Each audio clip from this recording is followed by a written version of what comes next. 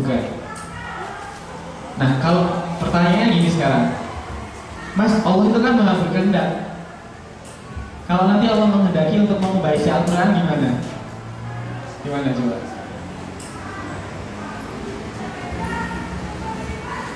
Ada yang tahu? Gimana kalau Allah tiba-tiba menghendaki untuk mengubah isi Al-Quran? Ya, ada yang tahu? Mungkin nggak isi Al-Quran berubah? Yang benar. Nah, kalau Allah menghendaki gimana? Hah? Apa ini?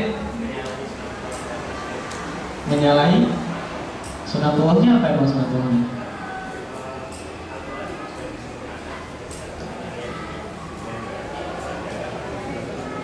Oh iya, oke.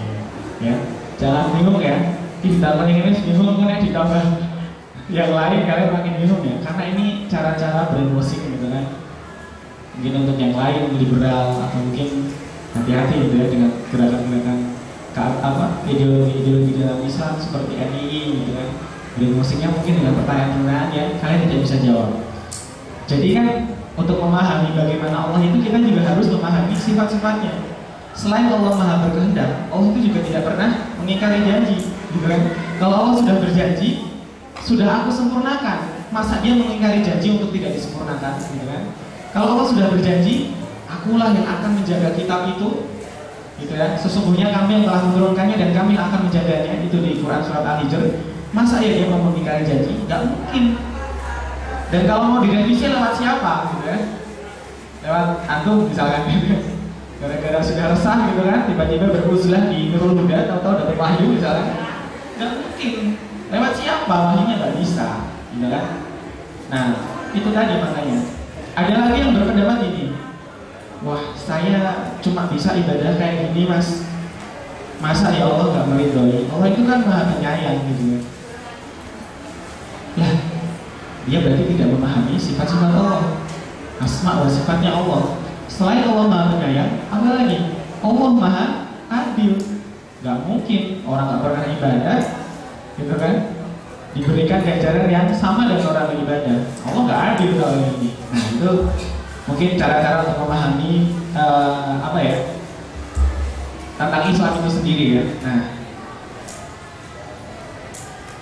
Al-Quran itu telah disempurnakan berapa ayat totalnya?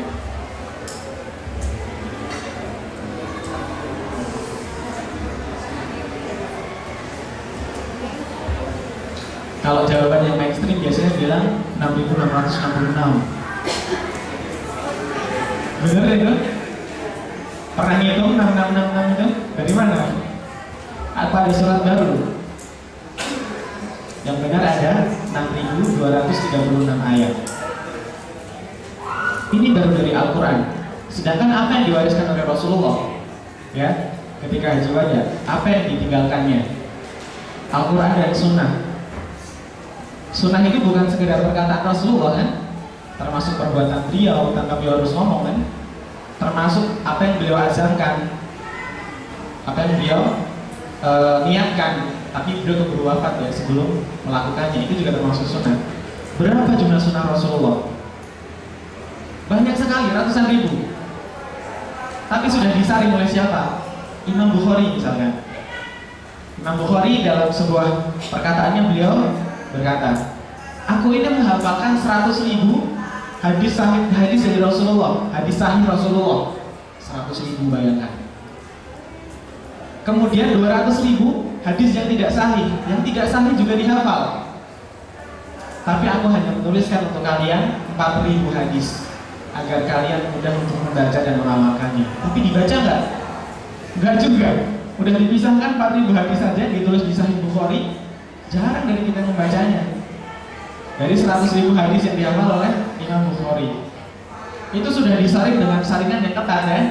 Karena apa? Imam Bukhari itu kalau tahu orang yang mau dia ambil hadisnya itu nggak terpercaya, dia nggak jadi ngambil.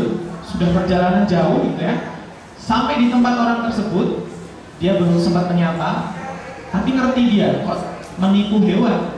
Oh, berarti ini juga nggak mungkin bisa jujur sama manusia. Manusia hewan maksudnya apa? Dia nggak bawa makanan ya, misal kita ya nggak bawa makanan tapi mau manggil kucing, pus pus pus ya. Itu menipu hewan. Itu sudah nggak dianggap sama Bukhari gitu ya. Mungkin kita di sini juga sudah tidak masuk kualifikasi gitu, sama sekali jauh. Itu termasuk kesempurnaan agama Islam. 6.000 ayat Quran, 4.000 hadis.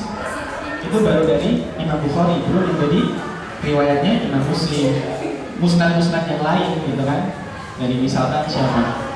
Musnadnya An-Nasai, terus siapa lagi? Ya pokoknya ada 7 kitab gitu ya. Kutubus Sittah.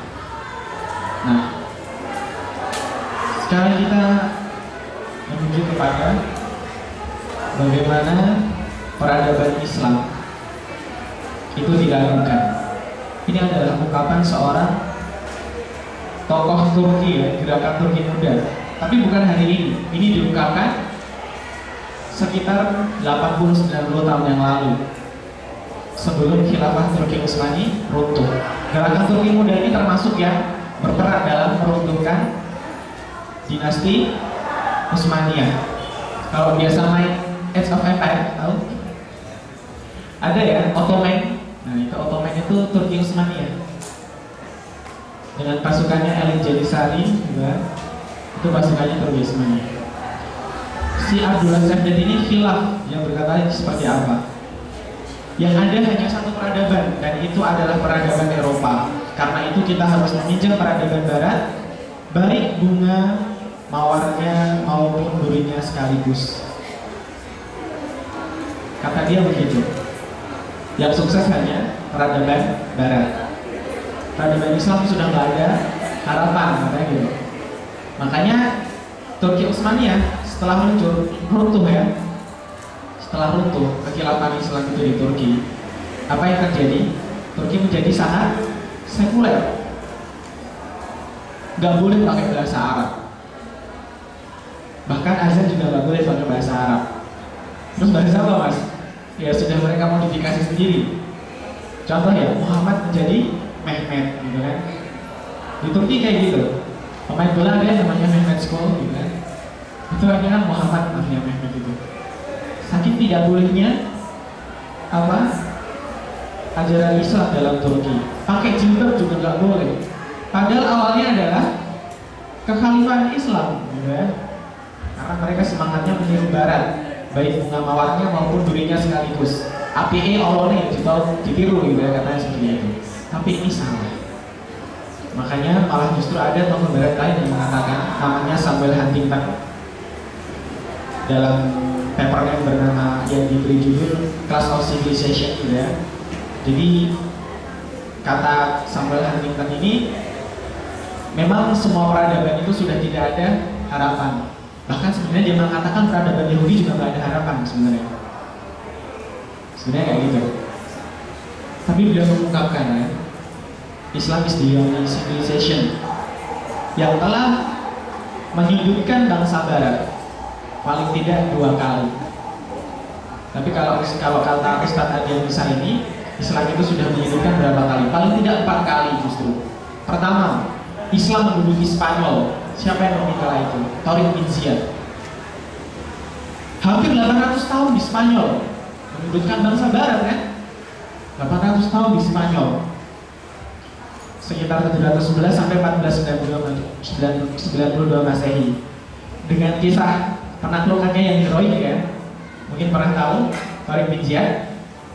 Sampai di dataran gitu ya, semua prajurit turun dari kapal. Apa yang dilakukan Torik bin Ziyad? Dia bakar kapalnya semuanya gitu ya. Apa yang dikatakan ke prajuritnya? Kalian lihat di belakang kapal kalian terbakar. Tidak ada pilihan lain selain kita maju ke depan, entah syahid atau mendapatkan kemenangan. Akhirnya apa? Menang ini Torik bin Ziyad dan menguasai Spanyol, gitu kan? Menguasai Spanyol akhirnya. Cikal bakal dinasti Abbasiyah. Cikal bakal Islam mengembangkan ilmu pengetahuannya di Spanyol. Dan dari situ Eropa mengambil inspirasi kan. Di Spanyol pusat pendidikan, pusat peradaban, pusat ilmu Islam. orang-orang Spanyol yang sedang tenggelam dalam dogma gereja, bahkan sampai kalau menentang gereja pokoknya harus dihukum mati. Contohnya siapa? Galileo Galilei dengan teori heliosentris, nggak sesuai sama doktrin gereja. Yang benar matahari mengelilingi bumi, bukan bumi mengelilingi matahari. Terus diapakan Galileo? Hukum mati. Makanya orang-orang ilmuwan Eropa itu trauma dengan gereja dan mereka memilih untuk belajar ke Spanyol. Ya, memahaminya bertahap ya. Mungkin kalau belum belajar sejarah Islam, ini kekayaan sejarah Islam kalau kalian mau tahu. Dan harus kalian pelajari. Karena pelajaran sejarah kita mungkin telah banyak terdistorsi ya. Telah banyak terdistorsi. Oleh siapa? Ya di antara lain karena Yuno tadi menghancurkan sistem pendidikan kita. Termasuk ulah-ulah orientalis. Wah, orientalis apa lagi mas? Waduh, sambil belajar nanti ya. Oke. Sambil belajar, orientalis itu ada orang-orang yang mempelajari Islam, tapi untuk menghancurkan Islam.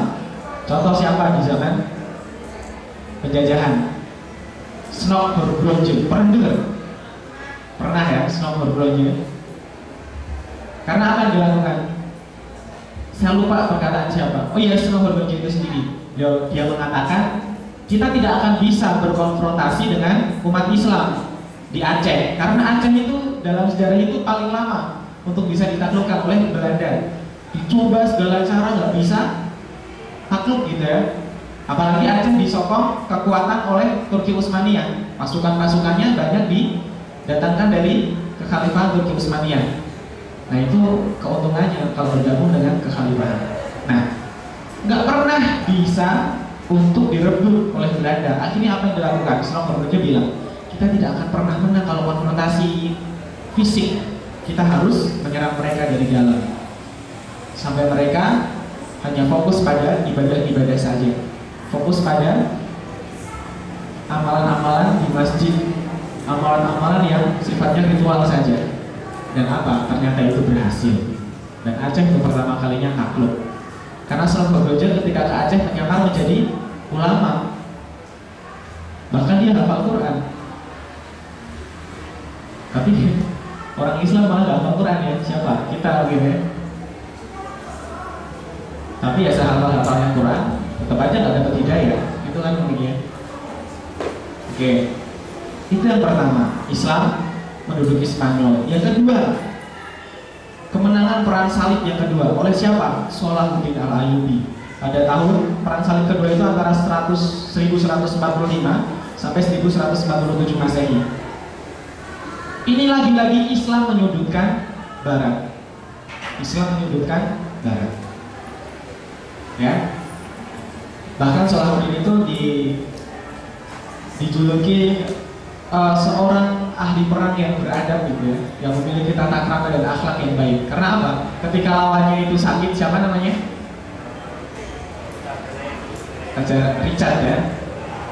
Richard apa itu namanya kalau di Kingdom of Heaven? The Lionheart. Hatinya berhati singa gitu. Ketika Raja Richard ini sakit, beliau tidak kemudian memanfaatkan itu untuk melawan ya, malah apa? Dijenguk, dikasih obat gitu ya. Gimana? Sudah baikan belum? Nanti kalau sudah baikan kirim kabar ya, kita perang lagi. Kayaknya seperti itu. Ini kan akhlaknya bagus sekali ya. Ini bagus sekali. Udah seperti itu tetap saja mereka kalah. Bahkan Barat yang ketika itu kan sudah bertentangan ya, Katolik Kristen. Itu sudah bersatu. Bukan Katolik Kristen, Kristen Roma sama Kristen yang satu agak lupa. Itu juga sudah bersatu. Melepaskan perbedaan-perbedaan mazhab dan golongannya mungkin ya. Tapi tetap kalah sama Islam. Perang Salib II dimenangkan oleh Islam. Bangsa Barat kembali disudutkan. Track record yang ketiga, menurut Ustadz Adian Husaini, jatuhnya Konstantinopel ke tangan Islam oleh siapa?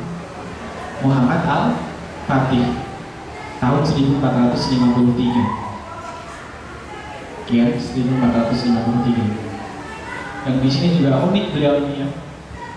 Karena beliau sudah ada dalam bisyarahnya Rasulullah, kabar baiknya Rasulullah, bahwa nanti panglima yang akan menaklukkan Konstantinopel adalah panglima sebaik-baik panglima, dan pasukannya adalah sebaik-baik pasukan.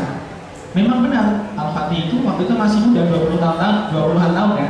Karena ada yang bilang 24, 29, 25, intinya 20-an tahun. Sama kayak saya ya, gitu kan. Belum bisa ngomong lain. 20-an tahun. Ya. Beliau ternyata track recordnya memang benar-benar bersih. Nggak pernah absen tahajud sejak balik, nggak pernah absen sholat rawatib sejak balik, apalagi mau sholat wajib ya pasti full semua. Dan pasukannya pun sebaik-baik pasukannya semuanya full absen sholat wajibnya. Nah, ini kan luar biasa ya. Al-Fatih itu baru 20-an tahun menjatuhkan Konstantinopel.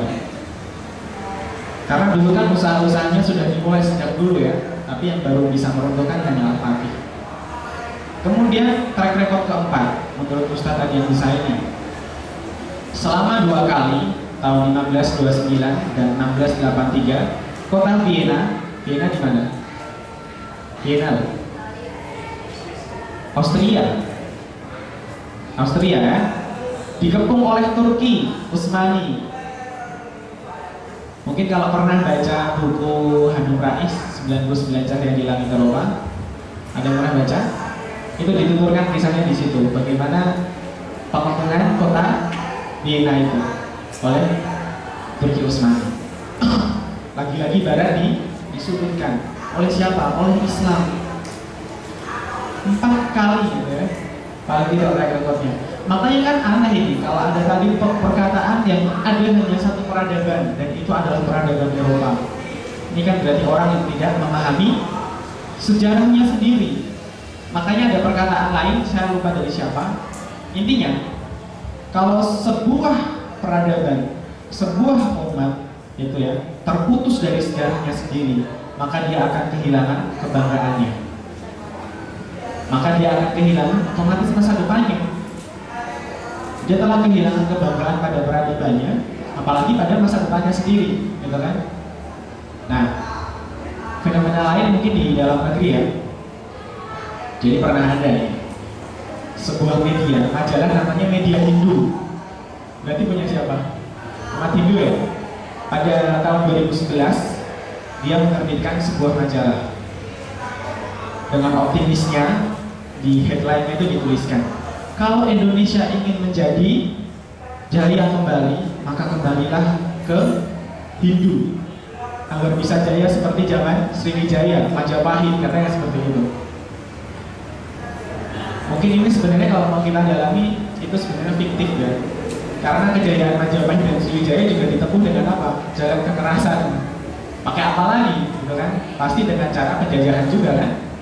Nah, di luar fiktif yang itu, di luar kebohongan tadi, sebenarnya kita ingin meniru bagaimana umat Hindu yang hanya 2% di Indonesia itu bangga dengan peradabannya, gitu kan? Bangga dengan sejarahnya. Sementara kita sedikit di sini yang mengetahui sejarah Islam. Siapa yang pernah membaca sejarah Islam secara komprehensif mungkin ya?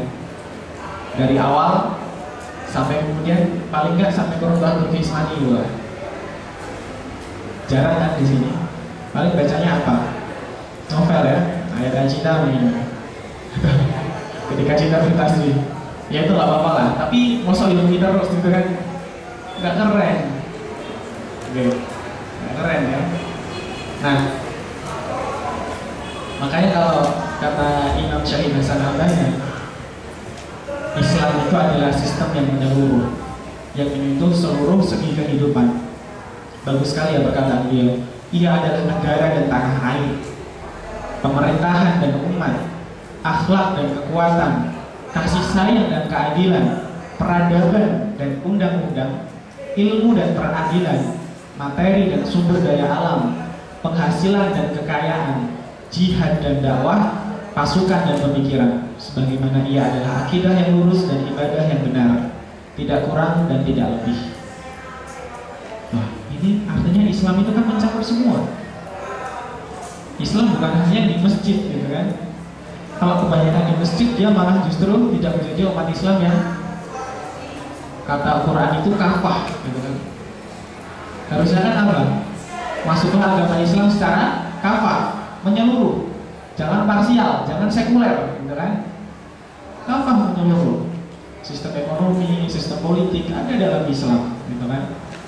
Kebudayaan, kalau minggu kemarin ikut Jumatan di Enhan, khotibnya juga menjelaskan tentang kebudayaan juga diatur dalam Islam. Bahkan dalam skala kecil, sejak kita bangun sampai kita mau tidur lagi, Islam punya pedomannya. Itu kan luar biasa. Bangun, baca doa, gitu kan. Sholat fajar, sholat tahajud, sholat subuh 2 rakaat. Setelah itu kalau berdiam diri, sempatkan sholat syuruk. Sholat syuruk tahu nggak? Sholat isyraq 10 menit setelah matahari terbit, pahalanya apa? Setara umroh dan haji, sempurna, gitu ya. Sebelum tidur juga ada. Rasulullah itu menganggap tidur kematian kecil, makanya dia mempersiapkan dengan baik. Caranya dia wudu dulu, gitu kan? Sholat witir dulu, kemudian melakukan zikir Al-Ikhlas, Al-Falaq, An-Nas, dan ayat kursi ditiupkan ke tangan, dibesarkan seluruh tubuh. Ini salah satu ruqyah mandiri ya, biar kita nggak kesurupan kan ya, seperti itu. Biar kita juga nggak mimpi buruk. Nah, kalau mau perdalam tentang poin-poinnya itu mungkin nanti kita bisa baca ya. Kita bisa baca karena di sini waktunya memang cuma sedikit. Intinya saya ingin membangkitkan pemahaman bahwa Islam itu adalah sebuah agama yang sempurna. Dari timur ke barat, cara sholat Islam yang dimana-mana seperti itu, gitu kan? Sempurna sudah. Mungkin dalam beberapa hal agak berbeda, tapi cuma sedikit. Mungkin satu pakai kunut, pakai atau tidak, itu juga ada aturannya. Mungkin tahiyatnya satu ada yang gerak, ada yang diem, gitu kan? Itu tidak masalah, asal masih pakai jari telunjuk, bukan pakai jempol. Nah, itu kan beda lagi. Tahiyat akhir pakai jempol, ini sudah harus kita basmi, kan? Mungkin aliran aneh gitu. Ya, dikit lagi ya. Kalau mungkin ini masalah Islam jawab fitnah, maksud saya adalah dulu mungkin sering kita dapati dulu sebelum di-ban ya, sebelum dilarang itu ada situs namanya Pet Freedom. Pet Freedom yang di sana berisikan hujatan-hujatan orang Kristen. Nggak Kristen, dia bilang ateis ya, mengatakan Muhammad itu adalah, mohon maaf ya, pecandu seks lah atau pedofil karena itu gitu ya. Itu kan nggak benar. Atau menganggap ibadah kurban itu adalah ritual pilihan massal atau pembantaian massal gitu ya. Tapi semua itu dijawab dengan Islam. Mungkin nanti bisa cari sendiri di internet. Karena pada kenyataannya gini, mereka pun menghujat Islam dengan cara-cara yang brutal, dimaki gitu kan, memakai bahasa-bahasa yang kasar. Makanya kalau kata Allah dalam surat Al-An'am ayat 108, nanti bisa dibuka lebih lengkapnya, janganlah kita itu menanggapi mereka dengan menjelek-jelekan Tuhan mereka, karena nanti mereka akan membalas dengan menjelek-jelekan Allah dengan cara yang berlebihan. Makanya kalau kita menghadapi mereka itu tidak perlu lebay lah. Mungkin mereka semakin ditanggapi itu malah semakin menjadi ya. Belum lagi kalau di Facebook itu dulu pernah sempat muncul Tuhan Smash, Tuhan Cherry Bell gitu kan. Ada pernah lihat? Itu nggak perlu ditanggapi, abaikan saja. Semakin ditanggapi semakin senang dia. Dan untuk menjawab Muhammad, bahkan seorang Mahatma Gandhi itu mengakui kerasulan Muhammad, dan tidak ada seorang pun yang segala tindak tanduknya itu direkam dengan baik selain Rasulullah. Tadi berapa? Ratusan ribu hadis, 100 ribu hadis. Itu semua tentang Rasulullah. Ada nggak riwayat orang lain yang sampai sedetail itu? Abu Hurairah itu menemani Rasulullah kemanapun dia perginya, selain tidur, selain masuk WC gitu ya. Kemana-mana dia ikuti, dicatat Rasulullah ngapain gitu kan. Itu luar biasa periwayatannya. Nah, Mahatma Gandhi mengatakan, pernah saya bertanya-tanya, siapakah tokoh yang paling mempengaruhi manusia? Saya lebih dari yakin bahwa bukan pedanglah yang memberikan kebesaran pada Islam pada masanya, tapi ia datang dari kesederhanaan, kebersahajaan, kehati-hatian Muhammad, serta pengabdian luar biasa kepada teman dan pengikutnya. tekadnya, keberaniannya, serta keyakinannya pada Tuhan dan tugasnya. Ketika saya menutup halaman terakhir volume 2 biografi Muhammad, saya sedih. Saya sedih karena tidak ada lagi cerita yang tersisa dari hidupnya yang agung. Ini kan luar biasa pengakuan dari Mahatma Gandhi. Belum lagi Michael Hart yang menempatkan beliau sebagai tokoh pertama yang paling berpengaruh di dunia, lebih berpengaruh dibanding Nabi Isa. Ini jelas 100.000 hadis yang meriwayatkan, gak main-main, gak ada orang lain yang didokumentasikan lebih detail, lebih rinci selain Rasulullah Muhammad. Kita siapa yang mendokumentasikan? Paling cuma malaikat rokit atid ya, gak ada yang lainnya. Nabi Muhammad sudah diikuti sedemikian. Nah, oke ya. Sudah dikode beberapa kali oleh mandianya. Yang terakhir ya. Dan bahkan di Eropa, Islam itu menjadi fastest growing religion, agama yang paling berkembang cepat. Bayangkan, rata-rata per keluarga itu memiliki 8 orang anak. 8 orang anak, itu kan banyak sekali. Ketika orang-orang Eropa kebanyakan tidak mau memiliki anak. Jangankan punya anak, mereka nikah aja gak mau. Lebih memilih hubungan tanpa status mungkin gitu ya. Satu rumah tapi gak nikah. Nanti kalau udah punya anak baru nikah gitu kan. Mereka gak mau repot memikirkan anak. Makanya ketika jumlah umat muslim itu terus berkembang di Eropa, sejalan dengan itu orang Eropa juga terus turun. Non Islam di Eropa juga terus turun karena tidak berkembang biak, tidak visioner mereka kan. Nah, ini artinya di sisi lain Islam itu diakui. Bahkan di negeri di mana Islam itu dinistakan di Amerika, di sekitar WTC sendiri, WTC tahu ya yang dulu 9/11 9 September, justru di situ berdiri, di sekitar situ berdiri Islamic Center. Kan luar biasa. Ketika Islam difitnah, malah di tempat di mana dia difitnah dia berkembang biak secara cepat. Selesai, ya. Selesai. Nanti mungkin karena saya rasa ada tanya jawab ya, Mas? Ada, oke. Nanti mungkin untuk menutup saja. Silakan kalau mau bertanya atau mau ada yang didiskusikan, monggo. Kalau tidak ya tidak masalah. Mau dibantu?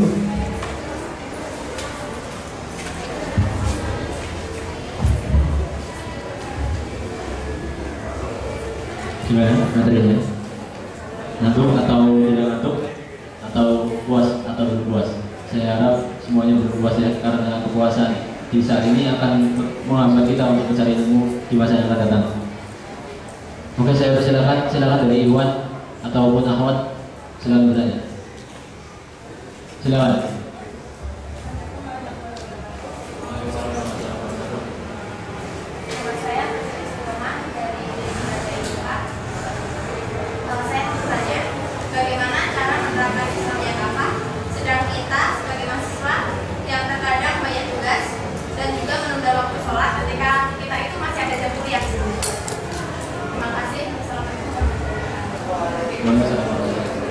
Langsung dijawab aja, Mas. Oke, pertanyaan bagus dan juga sudah sering ditanyakan. Jalankan Islam yang gampang, gitu ya. Pasti banyak aspeknya ya, tidak hanya sholat tepat waktu pastinya. Tapi dalam skala yang lebih kecil, caranya Mas, ketika jam kuliah saja sudah sering nabrak waktu sholat. Sebenarnya untuk sholat tepat waktu ya, kompromi dengan dosen itu sebenarnya bisa dilakukan ya, bisa dilakukan. Tapi kalau untungnya, kalau saya di MIPA itu sudah dijadwal. Jadi setiap waktu sholat itu pasti waktu istirahat. Jadi kita pasti sudah selesai kuliah. Itu enaknya kalau di MIPA. Kalau di FKIP malah saya lihat dari beberapa riwayat, dari beberapa cerita, itu malah ketika azan kuliah masih berjalan, gitu kan? Ya itu tadi dari FKIP atau dari mana? Yang bertanya? Dari MIPA? Aduh berat. Berarti itu kondisi dosennya berarti ya. Nah, Prosentasenya kira-kira berapa kali dalam seminggu itu pasti nambah waktu sholat? Apakah setiap hari?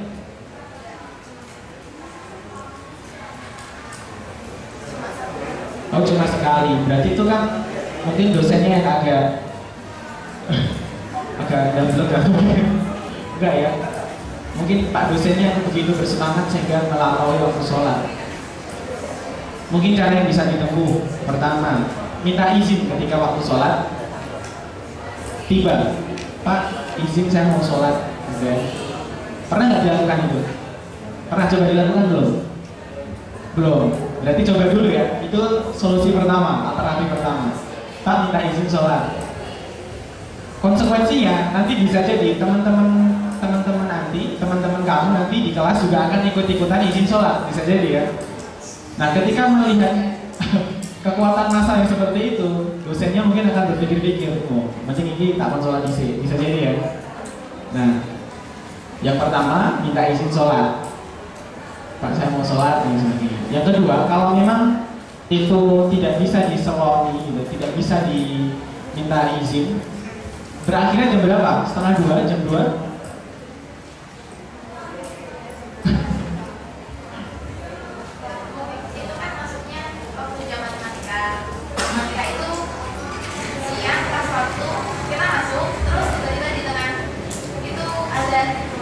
Oh gitu. Iya. Jam 2, ya nggak lama juga berarti ya. Yang penting kalau sampai selama itu minta izinlah untuk sholat ya. Saya rekomendasikan itu pertama harus dicoba. Kalau tidak bisa, ya sudah ikuti dulu apa kata dosen gitu kan. Sambil didoakan, ya Allah semoga Pak dosen saya diberikan hidayah untuk olehmu. Tapi kalau sekedar selesainya setengah 1 atau jam 1, saya rasa tidak masalah ya. Untuk sedikit menunda tidak masalah. Mungkin juga ada keringanan untuk para pencari ilmu, insya Allah tidak masalah. Itu dulu saya kata. Oke, karena waktunya terbatas, saya kasih satu untuk Ikhwan penanya. Silakan.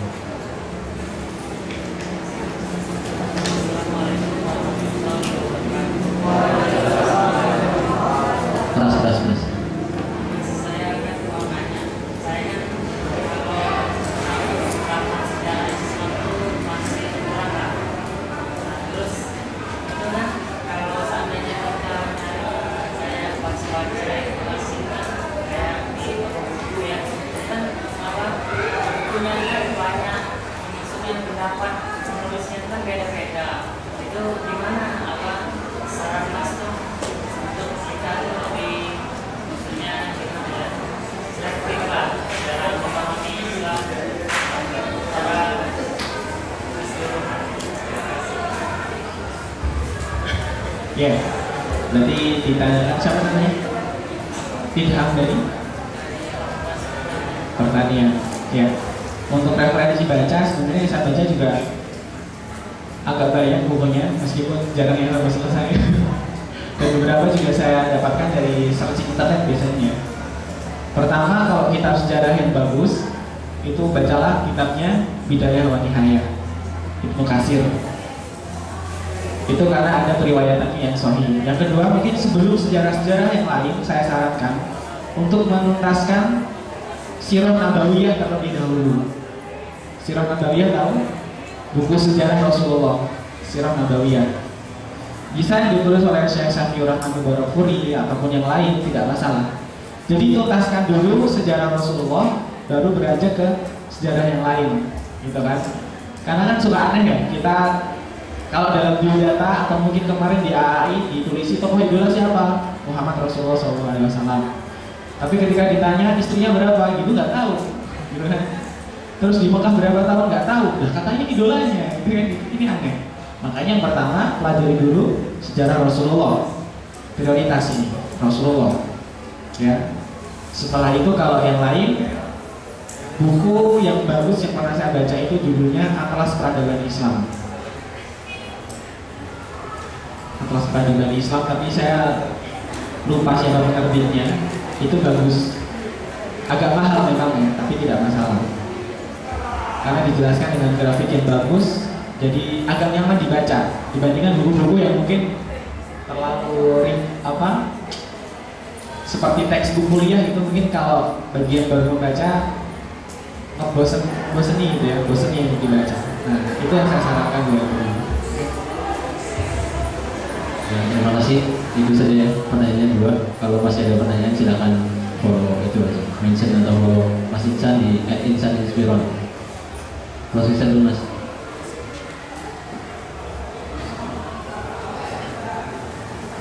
Oke, closing karena kita sudah paling tidak di sini meskipun belum menyeluruh ya. Ya saya mohon maaf, ilmu saya terbatas. Ke depan setelah tahu beberapa hal di sini, saya harapkan antum juga berusaha untuk menggali lebih banyak lagi ilmu yang masih tersimpan dan belum saya sebutkan. Oke, tidak berhenti di sini.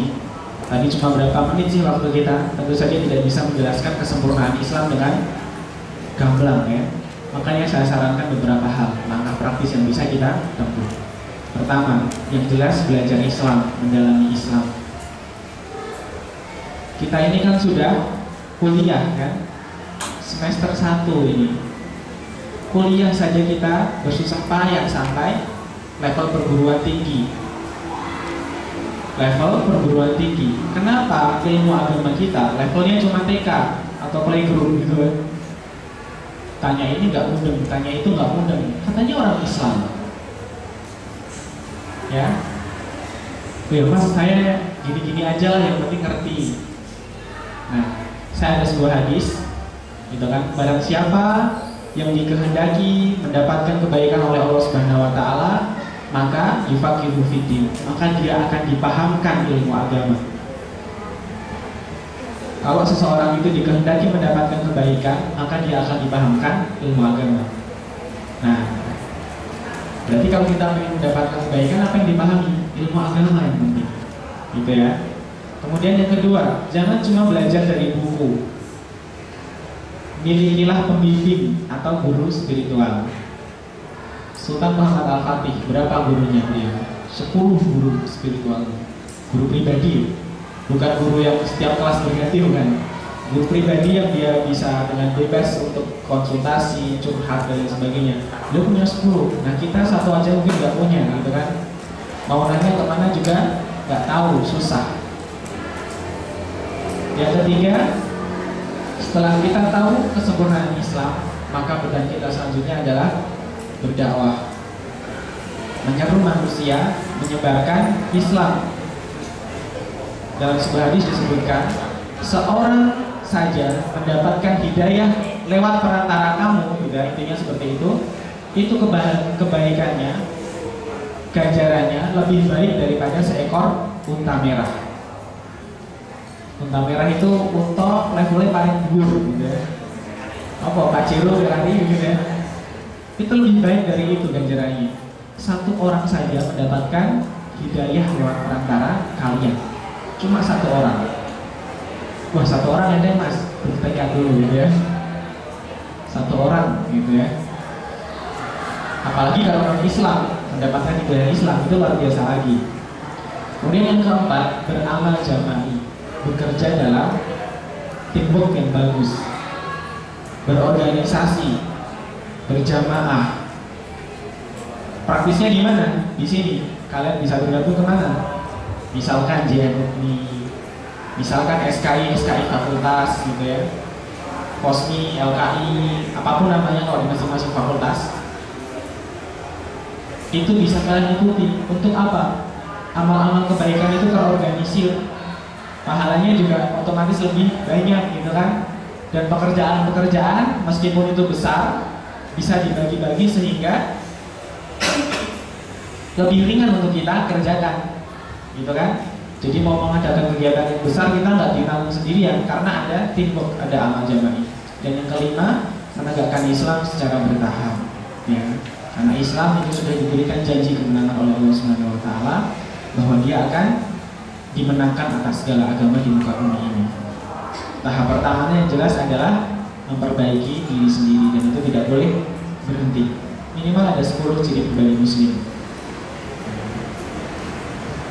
Akidah yang bersih, ibadah yang benar, akhlak yang kokoh, jasmaninya kuat, intelek dalam berpikir, mampu melawan hawa nafsu, pandai menjaga waktu, teratur dalam segala urutan, mandiri dari segi ekonomi ya, penting ya, dan yang terakhir bermanfaat bagi orang lain.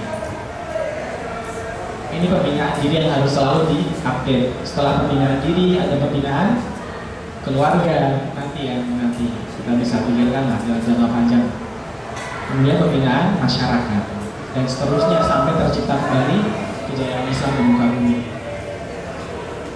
Itu saja yang mungkin jadi closing statement. Semoga di sini teman-teman mendapatkan manfaat dan bisa dicerna. Semoga juga teman-teman yang ikut di ACS bisa bukan sekedar tahu tapi mengamalkan ilmu-ilmu yang didapatkan selama di ACS dan bisa berguna.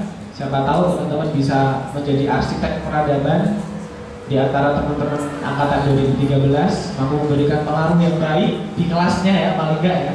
Karena orang kalau di kelas itu nanti akan ketahuan mana yang mampu beradaptasi dengan lingkungan dan mana yang enggak gitu ya. Nah, itu saja dari saya, semoga ada manfaatnya. Kalau ada kekurangannya saya mohon maaf. Aku qouli hadza, astagfirullah wa lakum. Assalamualaikum warahmatullahi wabarakatuh.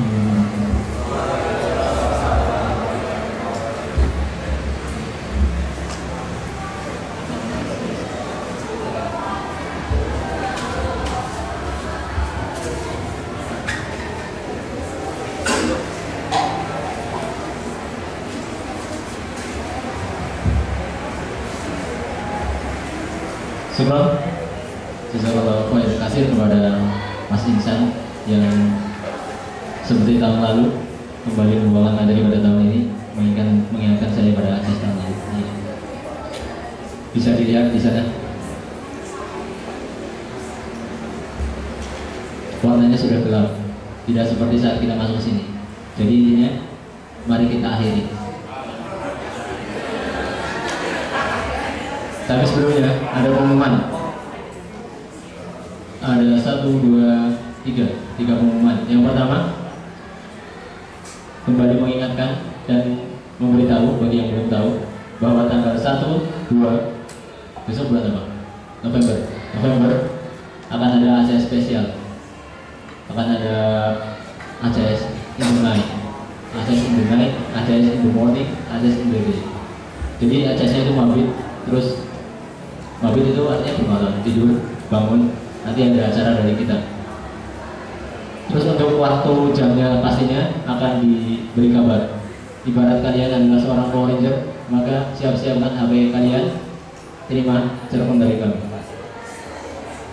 Terus bagi yang belum masuk grup ACS, segera cari ACS di Facebook.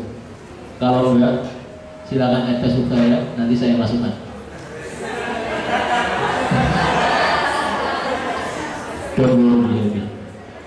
Lalu yang ketiga kemarin kan minggu lalu diumumkan tugas perusahaan. Mungkin saya yakin semuanya sudah berniat perusahaan. Entah itu sudah dilakukan atau belum, saya tidak tahu. Tugasnya itu per kelompok ya, ingat per kelompok. Kalau misalnya masih bingung, ini sudah tahu kelompoknya semua belum? Kalau misalnya belum tahu, silakan masuk ke Facebook punya ACS dan lihat di sana. Terus itu tugasnya KPU. Benar, ada pertanyaan Pak? Kalau masih ada kebingungan, silakan nanti tanya panitia atau tanya pendampingnya. Untuk ACS kali ini semoga semuanya dimaafkan oleh MC ya. Saya maafkan semua. Dan MC mohon maaf atas segala kesalahan. Panitia mohon maaf jika dalam menyambut kurang baik, dan pembicara pun mohon dimaafkan jika ada hal yang kurang baik. Sekian ACS kali ini, semoga tetap semangat. Ini ada apa? Senin kan? Masih ada Selasa, Rabu, Kamis, Jumat. Kita masih kuliah, ada semangat. Saya ingin satu kali takbir, enggak keras-keras tapi mantap. Allahu Akbar. Wassalamualaikum warahmatullahi wabarakatuh.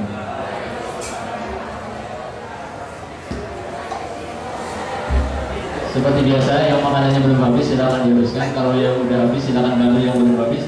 Nanti yang kalau semuanya sudah habis, Yang mau pahala silakan bantu kita beresin ini.